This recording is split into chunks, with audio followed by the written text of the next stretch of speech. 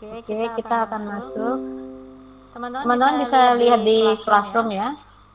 di Di Classroom. Classroom. Kemudian nanti teman-teman klik pertemuan 2.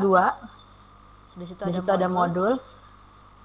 Nah, Nah, untuk untuk modul modul kali kali ini ini di di interaksi manusia dan komputer. eh, ini Ini yang yang kemarin kemarin kita kita bahas bahas definisi definisi sampai dengan ini ya kemarin ya. IMK IMK berasal berasal dari dari berbagai berbagai disiplin disiplin ilmu. ilmu. Nah, pada Nah, pada intinya intinya IMK itu IMK itu pasti pasti mempelajari mempelajari tentang tentang user user interface interface ya, ya, teman-teman. teman-teman. Berarti Berarti fokus fokus kepada kepada bagaimana bagaimana menampilkan menampilkan user user interface interface di dalam sistem agar agar lebih lebih digunakan digunakan oleh oleh user ya. user ya.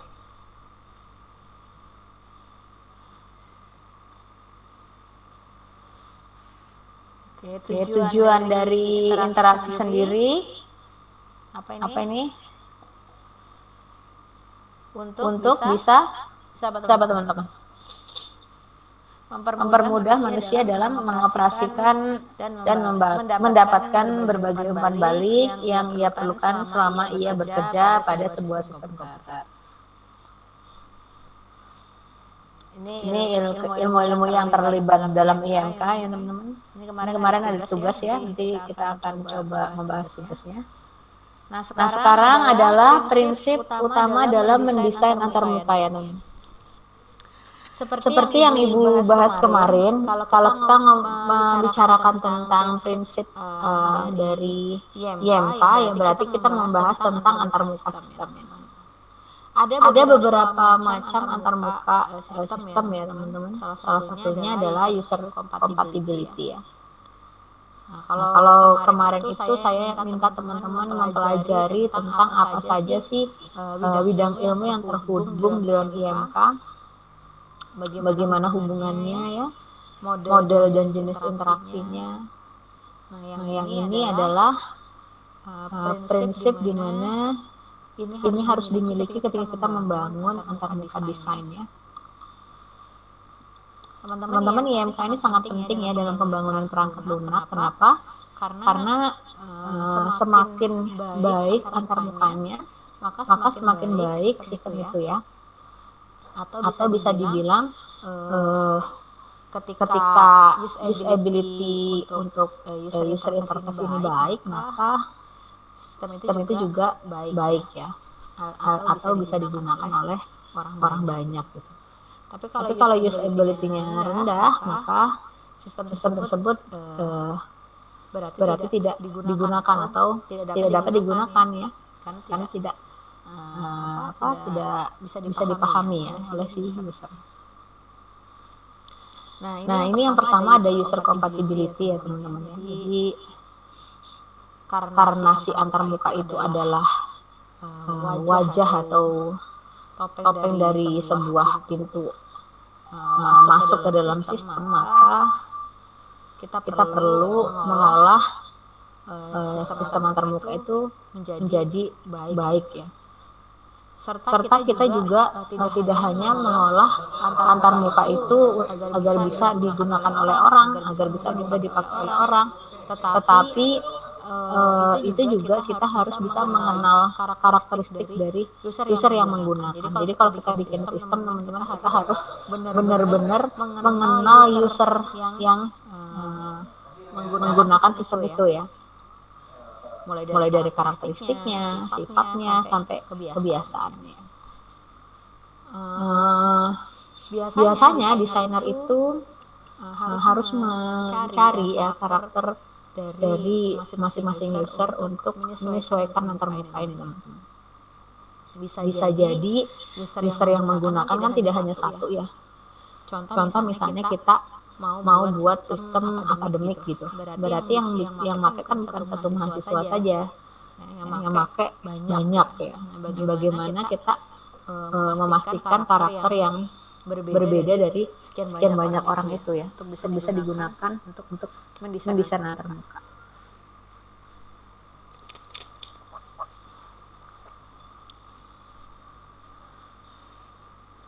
Nah, biasanya untuk melakukan itu teman-teman, maka dibutuhkan survei ya. Misalnya sistem ini mau seperti apa, karakternya bagaimana, itu perlu dilakukan survei. Yang kedua teman-teman, selain produk compatibility, ada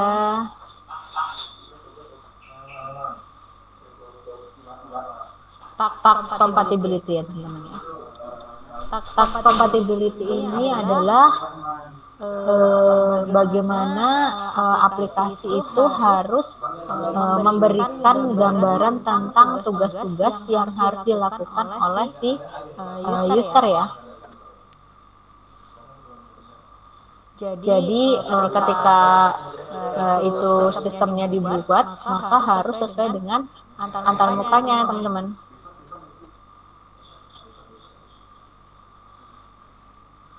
Sebentar ya, masih ada ini, ada orang.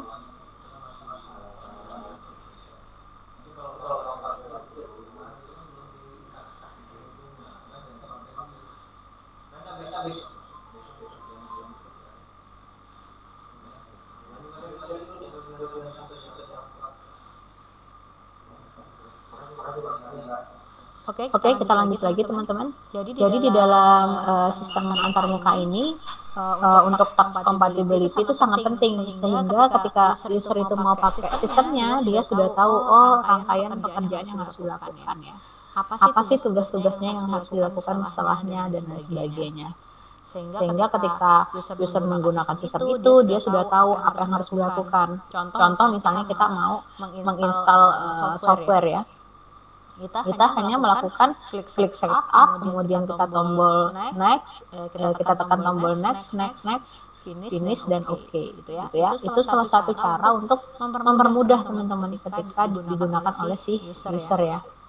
Tentunya ya juga kita harus tetap membaca apa yang kita lakukan terhadap sistem tersebut ya. Nah, selanjutnya ada workflow compatibility ya teman-teman ya. Workflow compatibility ini harus menyertakan manual sistem ya, sehingga lebih jelas urutan kerja dalam menyelesaikan pekerjaan dengan sistem tersebut ya. Jadi ketika kita membuat sistem, jangan lupa teman-teman untuk menyertakan manualnya supaya orang lebih mudah menggunakannya. Dalam sebuah aplikasi, software engineer itu harus memikirkan bagaimana sih runtutan-runtutan pekerjaan yang ada pada sebuah sistem gitu. Jangan sampai kalau nanti dipakai sama usernya itu kesulitan gitu ya. Karena terlalu rumit workflow yang ada pada sistem tersebut. Nah, kalaupun memang mereka kebingungan untuk urutan pekerjaan tersebut, maka ada manual dari sistem tersebut ya.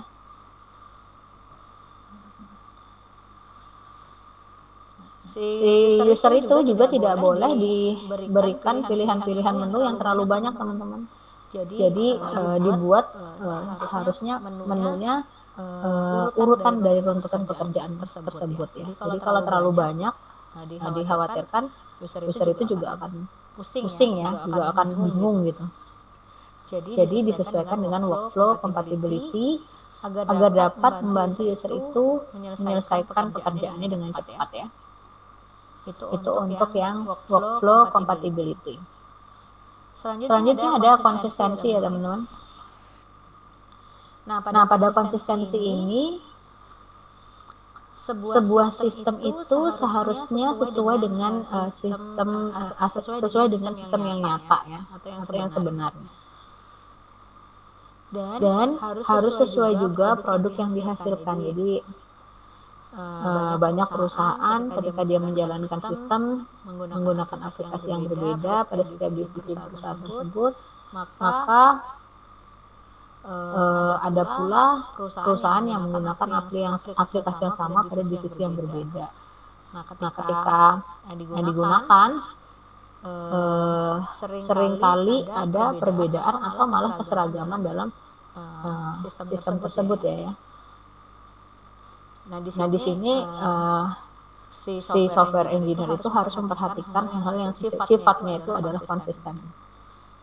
Ketika dia merancang sebuah aplikasi, khususnya adalah antarmuka. Misalnya aja nih teman-teman, intinya itu ketika dipakai itu harus konsisten seperti penerapan warnanya, struktur menunya, font, format, desain, dan keseragaman pada antarmuka yang di berbagai bagian. Sehingga kalau misalnya dia berpindah pekerjaan, dia tidak akan merasa kesulitan. Nah, ini contohnya misalnya kita pakai beberapa aplikasi Office ya, teman-teman. Jadi misalnya nih saya pakai Word gitu ya. Terus tiba-tiba saya berpindah menyelesaikan pekerjaan di Excel gitu. Maka saya tidak akan terlalu bingung. Kenapa? Karena konsisten gitu ya. Mulai dari peletakan menu, warnanya gitu kan nggak mungkin Word putih begitu masuk Excel hijau gitu, kuning enggak kan. Pasti sama warnanya. Kemudian untuk peletakan menunya juga sama, toolbarnya juga sama ya teman-teman. Sehingga ketika dia berpindah pekerjaan, dia tidak perlu belajar lagi untuk mengenali sistemnya, tapi sudah merasa dia familiar gitu ya. Ini yang tadi saya ceritakan di sini teman-teman tentang familiarity ada di poin ini. Nah, karena yang membuat sistem itu juga manusia ya teman-teman, dan pada dasarnya manusia itu kan mudah lupa ya.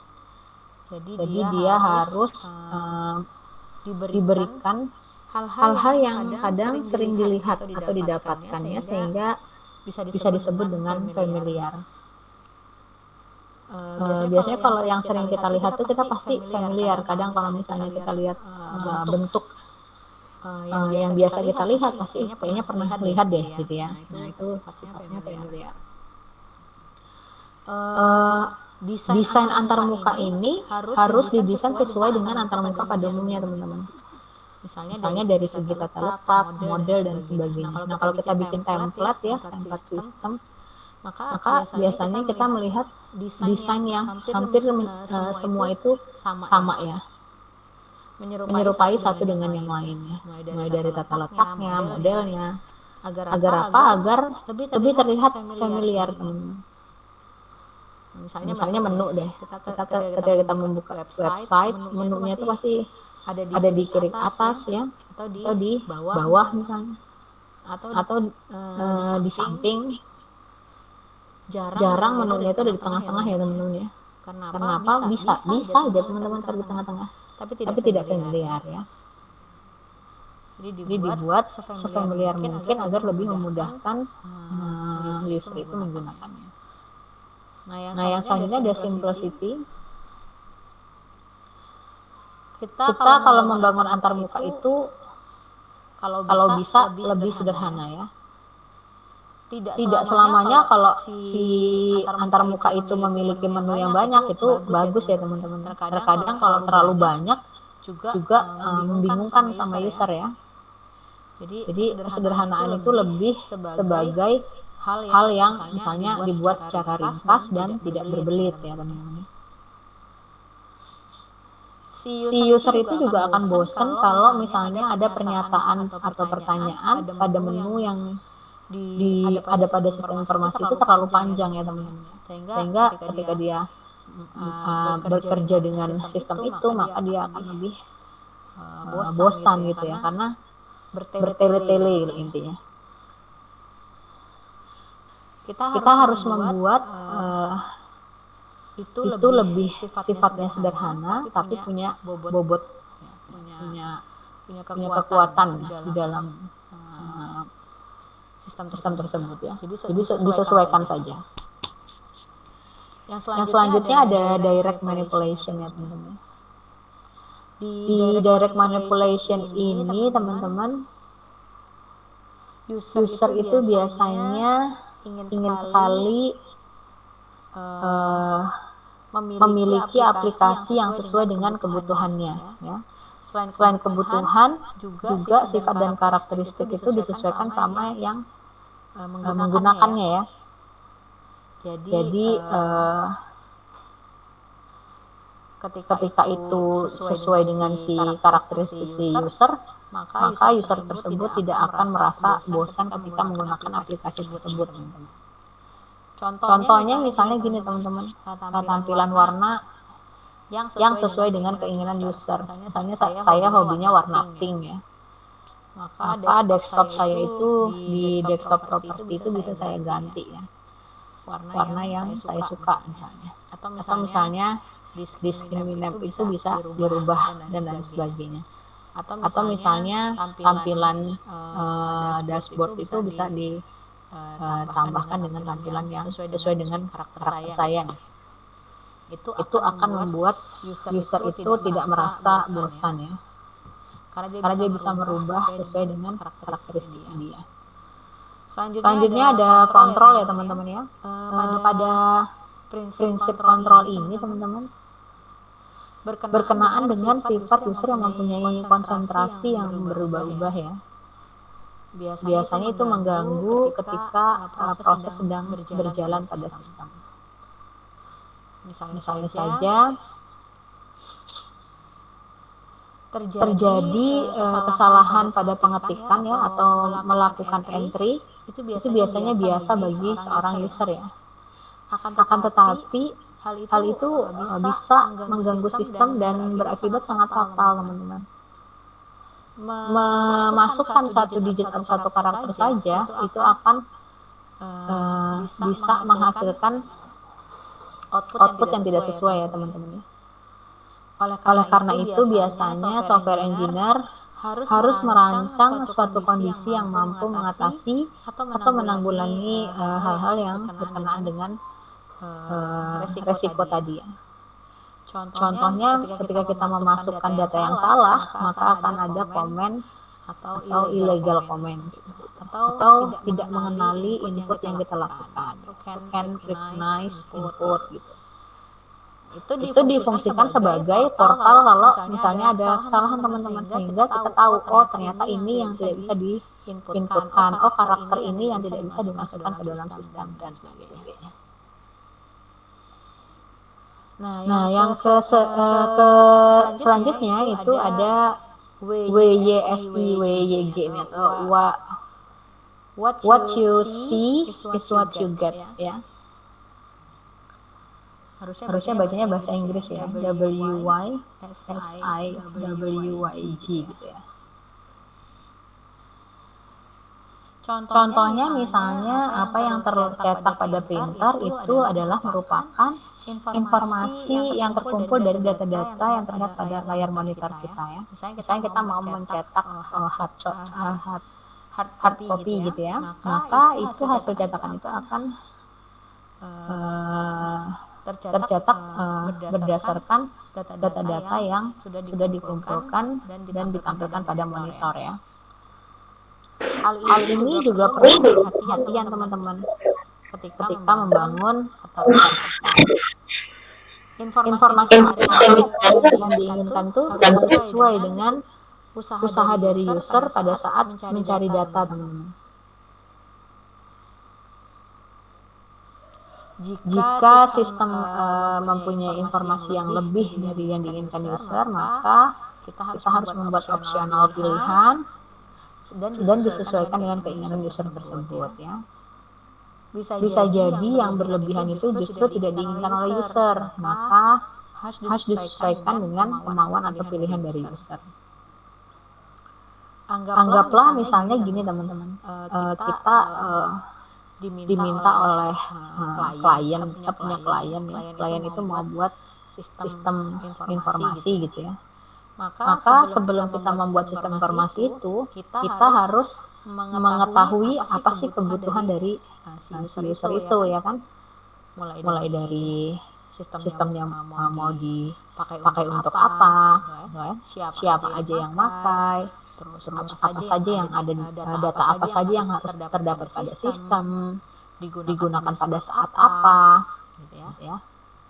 Maka kita harus mendefinisikan itu dengan baik teman-teman.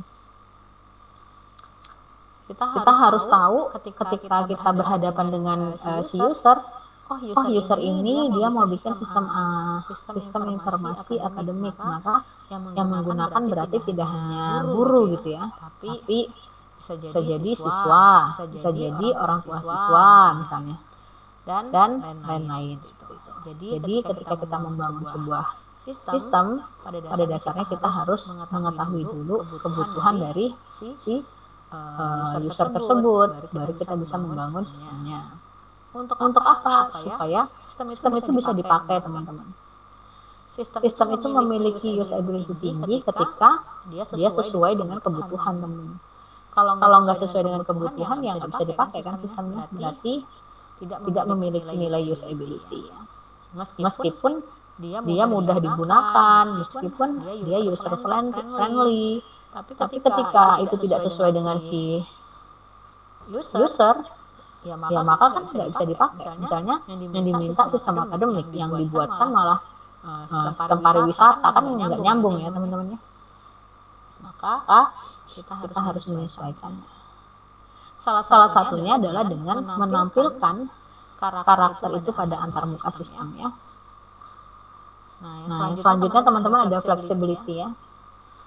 Pada flexibility ini adalah bagaimana membentuk sistem tersebut agar lebih fleksibel dalam menyelesaikan masalah. Misalnya contohnya ya, kita memberikan menu, hotkey atau model dialog yang lain teman-teman, supaya lebih fleksibel ya. Nah, yang selanjutnya ada responsiveness. Pada responsiveness ini bagaimana memberikan inputan atau masukkan data ke aplikasi sistem melalui antarmuka. Sebaiknya sistem itu langsung memberikan tanggapan atau respon dari hasil data yang kita sudah inputkan. Nah, sekarang kan teknologi komputer sudah maju ya. Maka komputer ini sebagian besar sudah memenuhi tuntutan kebutuhan manusia ya. Apalagi di masa pandemi, penggunaan media digital itu sangatlah masif teman-teman ya. Semua orang rata-rata mengandalkan digital ya. Maka teknologi pun pasti akan berkembang dengan sangat pesat ya. Kalau kita membangun software apapun itu, maka harus memiliki reaksi yang cepat juga teman-teman. Jadi harus responsible, responsif. Nah, responsif ini didasari pada sifat manusia yang semakin dinamis atau tidak mau menunggu, nggak sabar lah. Jadi ketika digunakan sistemnya jangan ya nggak lemot gitu ya teman-teman. Selanjutnya ada invisible technology. Pada invisible technology ini teman-teman ya, ada secara umum user itu memiliki pengetahuan yang pada sebuah aplikasi untuk supaya aplikasi itu dibuat sesuai dengan kelebihan yang diinginkan ya teman-teman. Mulai dari kecanggihannya dan lain-lain ya. Contohnya misalnya teman-teman aplikasi tersebut memiliki voice recognize ya, atau misalnya bisa dilihat melalui suara. Kan biasanya tuh kalau misalnya tuna apa kalau yang buta itu teman-teman ya? Apa teman-teman? Kalau orang buta itu apa? Tuna apa? Halo?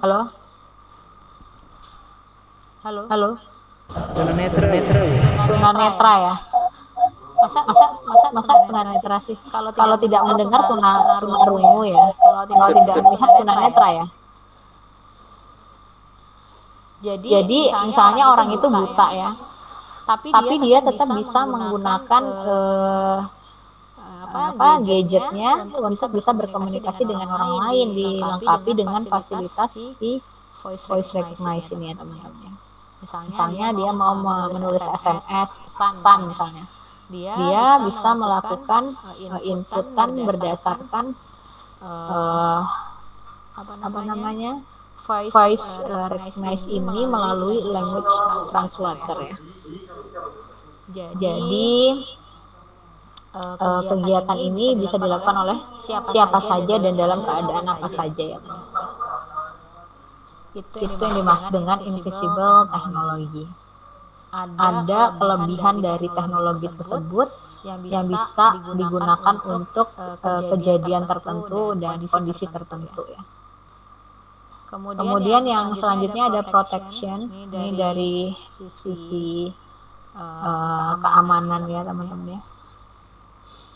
Keamanan itu tidak hanya bagaimana dia bisa aman ya, sistem tersebut bisa lebih aman, tapi user itu harus bisa lebih nyaman dalam menggunakan sistem ini. Contoh misalnya sistem itu kan tahu ya kalau kita itu suka lupa ya. Maka terkadang kita itu suka menghapus tanpa kita sadari. Kita mengklik Anda silang ya pada halaman sistemnya tanpa kita belum melakukan penyimpanan gitu teman-teman. Maka sistem itu akan memberikan komen lain ya, seperti misalnya ketika kita tidak sengaja menghapus, apakah Anda yakin untuk menghapus data ini misalnya, atau are you sure delete this program misalnya, atau this file gitu ya. Komputer akan memberikan notifikasi karena kita sudah melakukan delete atau penghapusannya. Nah, di situ akan ada pilihan ya atau tidak gitu. Atau misalnya kita mengetik ya gitu ya. Itu pun masih ada protection selanjutnya teman-teman. Misalnya Anda belum menyimpan ya. Apakah Anda mau menyimpan file ini biasanya gitu kan ya. Maka di situ akan ada pilihan lagi ya atau tidak, ya atau batal atau biasanya. Setelah kita klik ya, maka si file tadi tidak langsung terhapus teman-teman ya. Tapi masih di recovery di recycle bin ya, dalam kondisi atau tempo waktu tertentu ya. Jadi banyak sekali proteksi yang dilakukan dalam satu kegiatan yang dilakukan di sistem tersebut. Itu yang dimaksudkan sebagai protection ya. Ketika seperti itu, maka user merasa nyaman, merasa aman ya teman-teman. Nah, kalau dia lupa itu otomatis akan terrecover ya. Begitu juga misalnya lagi asik mengetik itu mati lampu gitu ya teman-teman, otomatis mati kan ya. Tapi itu masih tersimpan biasanya di di sistem ya. Kita bisa mengunduh lagi di Word-nya apa yang sudah kita kerjakan pada waktu yang tercatat di situ teman-teman. Yang selanjutnya ada easy of learning and easy of use ya teman-teman. Nah, easy of learning and easy of use itu berarti artinya mudah digunakan atau dipelajari dan mudah dipelajari dan mudah digunakan ya.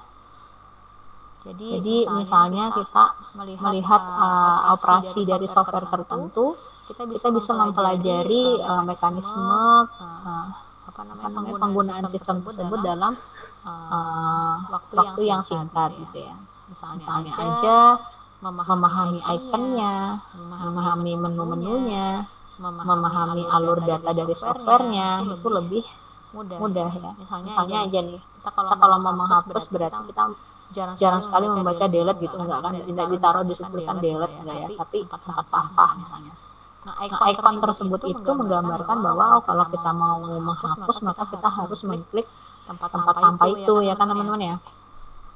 Atau misalnya ketika kita mau melakukan pemotongan kalimat, maka di situ ada gambar gunting gitu ya untuk cut gitu misalnya.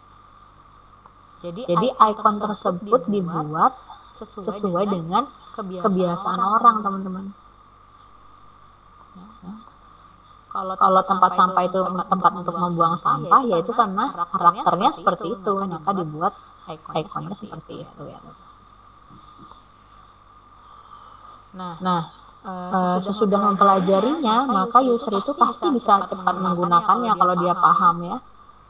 Jadi kalau misalnya itu mudah dipelajari sistem itu teman-teman, alur sistemnya, terus pengerjaannya, terus icon yang ada di dalamnya, maka otomatis itu pasti mudah dijalankan oleh user. Sistem itu pasti lebih mudah digunakan oleh user.